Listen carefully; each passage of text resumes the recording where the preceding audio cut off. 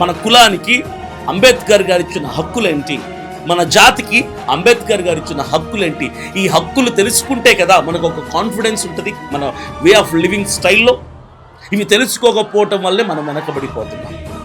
ఈరోజు కాన్స్టిట్యూషన్ చాలా మందికి కాదు, 199 మందికి తెలియదు, గుడ్డిగా వెళ్ళిపోతున్నారు. ఎక్కడ దాడులు జరిగినా, ఎక్కడ పోలీసుడు ఆపేసినా, ఎక్కడ ప్రభుత్వం నిందించినా, ప్రశ్నించినా, అన్యాయంగా దురుసుగా ప్రవర్తించినా మాట్లాడలేకపోవటానికి గల కారణం ఏంటంటే అసలు నీ హక్కు నీకు తెలియకపోవటం, అంబేద్కర్ గారు ఇచ్చినటువంటి రైట్ నీకు తెలియకపోవటం. అందుకే నేను అంటున్నా, పాఠశాల నుంచి చర్చ్ వరకు కాన్స్టిట్యూషనల్ రైట్స్ని నేర్పించండి. ఒక లెసన్గా పెడతారో, ఒక పీరియడ్గా పెడతారో, ఒక టైం కేటాయిస్తారో, ఏదేమైనా చిన్న పిల్లవాడు ఎదుగుతున్నప్పటి నుంచి పెద్దవాళ్ళ వరకు, మరణానికి కాలు చాపుకున్న వృద్ధుల వరకు కాన్స్టిట్యూషనల్ రైట్స్ తెలియాలి.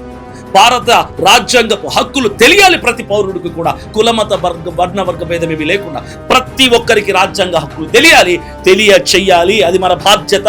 మన పిల్లలు మహాత్మా గాంధీ, అంబేద్కర్, జ్యోతిరావు పూలే వంటి మహనీయులు ఎవరెవరైతే మన భారతదేశానికి స్వాతంత్రం తీసుకురావడానికి సమరయోధులుగా ఉన్నారో, ఈ ముగ్గురు మాత్రమే కాదు, ఇంకా చాలా మంది, సుభాష్ చంద్రబోస్, వీళ్ళందరూ గొప్ప గొప్ప వాళ్ళందరూ, వాళ్ళ గురించి తెలుసుకోవాలి.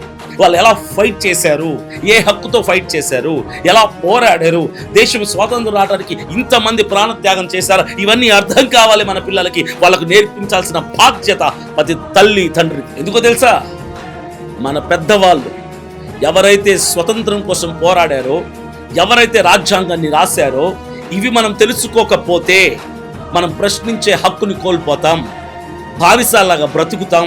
ఆనాడు బ్రిటిష్ వాళ్ళ చేతుల్లో, ఈనాడు ప్రభుత్వాల చేతుల్లో. కాబట్టి పెద్దవాళ్ళు మనకు ఇచ్చిన హక్కులు మనం తెలుసుకొని, ఆ హక్కుల్ని పునాదిగా వేసుకొని, ఆ హక్కుల మీద నిలబడిన రోజే మన గౌరవం, మన ఆత్మగౌరవం మనం కాపాడుకున్న వాళ్ళం అవుతాం.